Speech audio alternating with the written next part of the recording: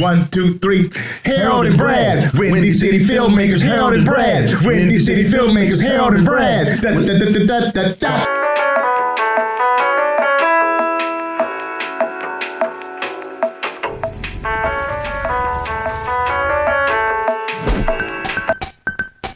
Yes, yeah.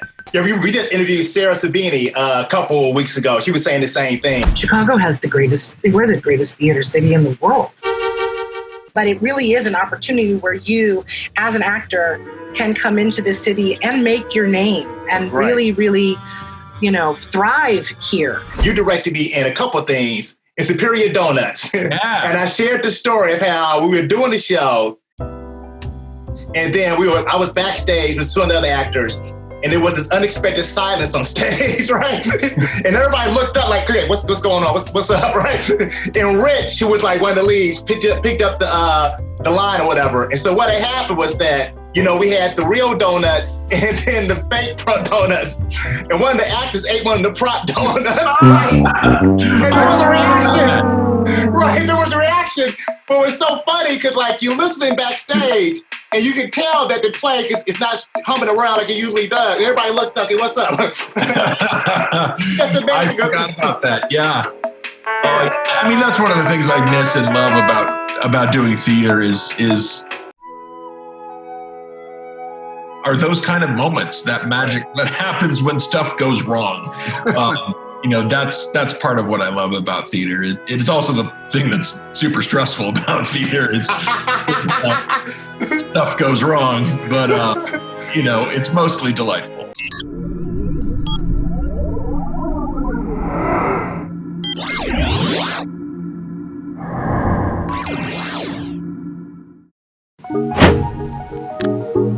So along those lines, when you first read a script or a play, what are some of the things that jump out to you that make you want to direct that script or direct that play? It's hard to describe. It's a very subjective thing. I think when I read a play, I think I'm looking for the quality of the writing. If it's a new play, I want that click. And it can come in many forms. I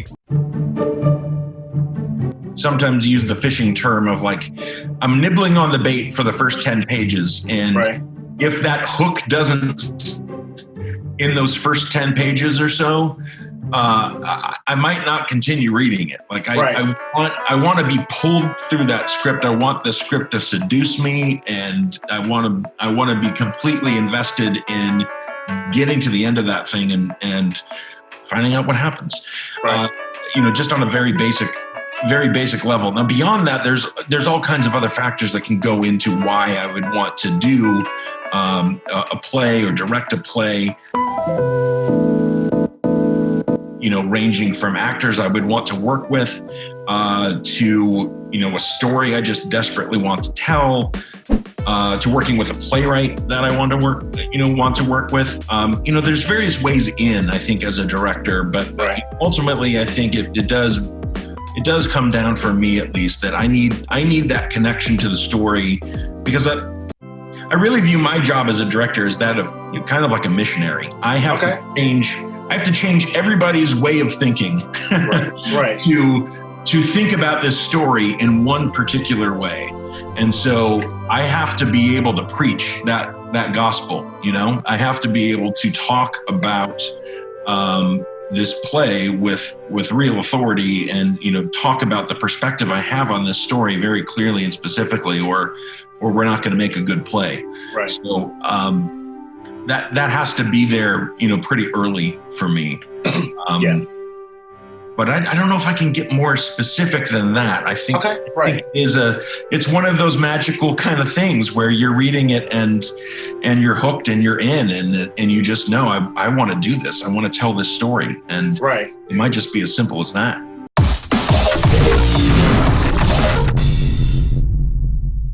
Yeah. So let's talk about the casting directing. Now, I've been in the room with you over in P&R. Mm-hmm. Well, it wasn't PR back then. And you did a workshop down in the basement of Second City one time. Right. You probably did a couple of them, and I was in that room. I was nervous. I remember that room. Yeah. So let's talk about all of that, the experiences, doing the casting, directing, and the coaching, the training, how to audition.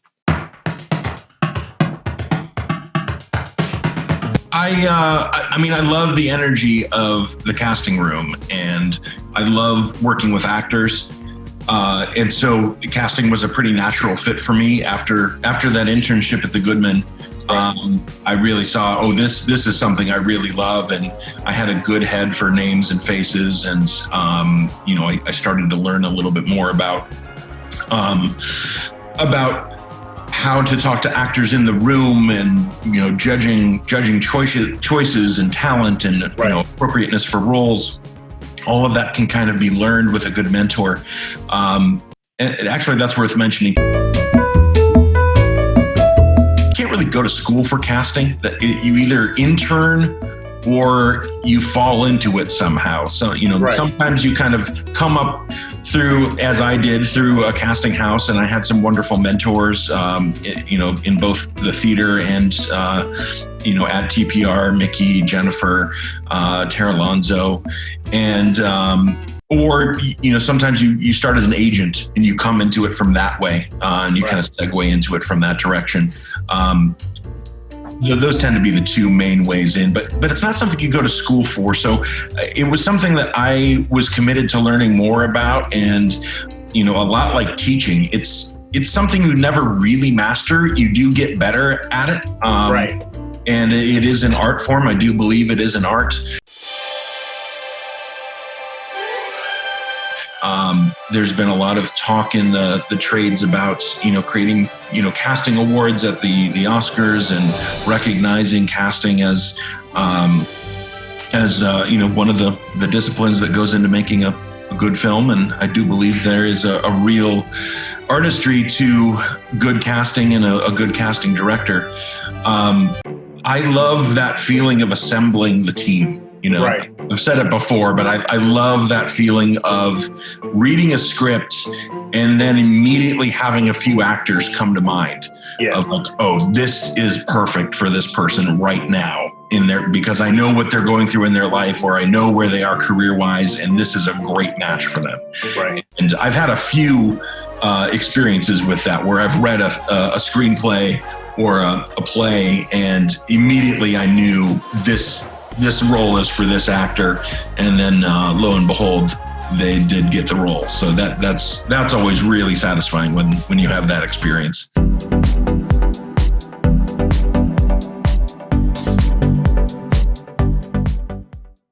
We were just talking to Nicole Thurman in August or so. We were talking about the ups and downs of being an actor, and she was doing the opposition with Jordan Kelper and Laura Gray. And she was saying when the show got canceled, just the way, the mindset to put her in, and then the next job wasn't forthcoming, and how you can go in that roller coaster and get in your head, so to speak. And, it's very much the ebb and flow of the business. But from a casting point of view, what are some of the reasons why somebody may or may not get a role? Outside of talent. Somebody's talented. I know it's like maybe 1,000,001 reasons. What are some of the reasons? Yeah, the thing, and Harold may remember this from the workshop I taught in the Second City basement, but the thing that I like to say is the best measure of your success as an actor is truly the callback. If you're getting a callback, it means somebody thinks you can do the job. Somebody believes that you are right for this part. Beyond that, it gets really subjective and often very political in terms of choices. So that can't be the measure of your success as an actor, because once you get into that space of being in the conversation or being in the short list, there's so many factors that come into play. It is a business, and certainly actors that have a name that are going to help open your film have real value. And so you might have a few of those actors kind of on a short list, or your producers are pursuing those people. And then, you're parallel pathing casting for other roles, or possibly for those lead roles with non-name talent, just because you have a limited amount of time. And it can sometimes come down to money. It can sometimes come down to availability. Sometimes can come down to all of those things come together. So the truest measure, I think, of your success as an actor is, are you getting that callback? Are you getting into that room for the callback because somebody believes you can do the job? Right. If you're getting into that room. So that's really what I have learned from my experience, is the only measure you can really trust. Because beyond that, it gets very subjective. And then let me clarify, it wasn't the basement. It was the first floor around the corner and the other corner. It wasn't technically. I teach acting with camera there now. Oh, fantastic. I'm up on the third floor and the fourth floor and, all over the place. And every time I leave out the door going for the down that escalator, I always remember around that corner, the class was back there. Yeah, I love that campus. I love being over there. And I that room, though, that they put us in, though, and around the back and kind of behind the escalator was... yeah. We were definitely out of sight.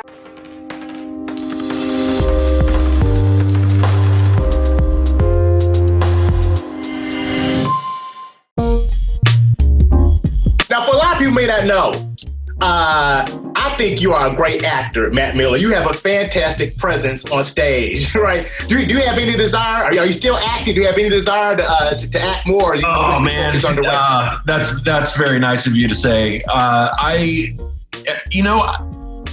think I had a realization pretty early on in my time in Chicago. Especially watching people audition at the Goodman. Right. I was just like, wow, these people are real actors, and I'm okay. I like doing it. It's fun. Yeah, I like being on stage with my friends. Yeah. And I think I was above average or decent enough to get cast in some things. Right. But I didn't have that passion, that drive that I think you really have to have as an actor to pursue this, because it is so hard. It is such a challenging, career path to pursue. And I'm really thankful that I started as an actor, because it does give me a much better perspective on what I'm doing now. And I do force myself to have an audition every now and then, just to remember the mental machinations that are involved with putting yourself out there, and the nerves that come into play, and the confidence that you need to muster in order to step into that room and do your thing. It's important to remember that, and it's easy to forget it. Yes. So I do try to make myself have an audition every now and then, just to keep that energy alive in me and remember it, because it helps when I'm working with actors, especially younger actors, to remember what they're going through and what was in my brain when I was preparing to go into a room, and how you can kind of decrease the stress that they might be feeling and help them put their best foot forward, because that only helps you as a director. If you're able to help them be successful and really shine, you look good. So it's very selfish. It's very selfish. I just remembered one thing that you had mentioned those years back. And you was like, you can have the paper in your hand and refer to it. Don't go into the audition. You should have the paper in your hand so that they'll realize you're in the right audition, or something you were saying. But it seems like, for the last 3 years, they want you to come in with everything memorized now. Have you noticed that? It's a delicate balance, because I think you don't want people to forget that it's an audition. And so I do think having the script in your hand is a good signifier that, I am holding a script. We are in an audition phase of this project. But at the same time, for film and TV especially, you're turning in a performance. Really, it's not the same, because in theater, I've got a month and a half of rehearsal with you, where like on Superior Donuts, we had conversations frequently about how we're building these characters, how the story is going, and right up, like I remember getting some notes from Tracy when he came to tech, and like suddenly some big things slotted into place for me, and we made adjustments, and we had time to do that. Right. But when you're making a film or a TV show, like, you show up to set, you block it a couple times for the camera, and then you're doing it. Right. Yes. And that's the big sea change is there's not a rehearsal process in the same way that there is for theater. So I think you have to approach the audition process then for film projects and TV projects with much more of a performance mindset. And it's tricky, like you were saying, Harold. I do advocate holding that script, but being able to play, being able to play with the reader or the other actor that might be in the room. And usually that does mean being off book, or as close to off book as you can be. Yeah. Because that does allow you to actually be in the moment and be present. And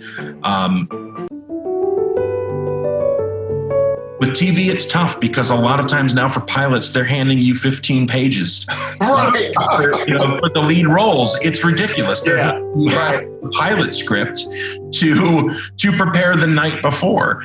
Right. But that's the gig, that's the job, and you have to find a way to be able to make some choices, bring that to life, be honest, be truthful, and somehow have some fun.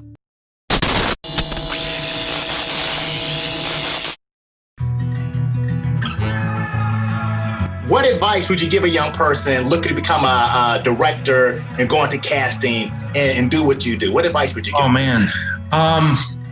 There's so many different avenues, I think, to getting into directing. I think the biggest thing I would say that isn't, preached enough is the value of creating your own work and creating your own opportunities. Yeah. That's huge. And for me, the big, when I look back at my career, the things that really took me to the next level or took me to, a more challenging, artistic experience were things that I really created the opportunity for that thing to happen, whether it was a play or a web series. But I was hustling and I was trying to make that thing happen. Yeah, I wanted to wear the director's hat, but I was also wearing a producer's hat, and trying to, convince theater companies or other collaborators to jump on board and, make this thing happen. And I think that's a really vital part of being a young artist is knowing that nobody's going to hand you the keys. Right. You've got a much better chance of driving that car if you build it yourself. I love it. That's so inspiring, man. Yes. Well, I tell you what, Matt Miller, it's been a pleasure talking with you. Greatly appreciate it. Awesome guys. Good to see you, and take care and stay safe. You too. Yeah. So for Brad Stevens and Harold H. Dennis. Dream big, dare to be great. We'll talk to you later. Peace. Peace.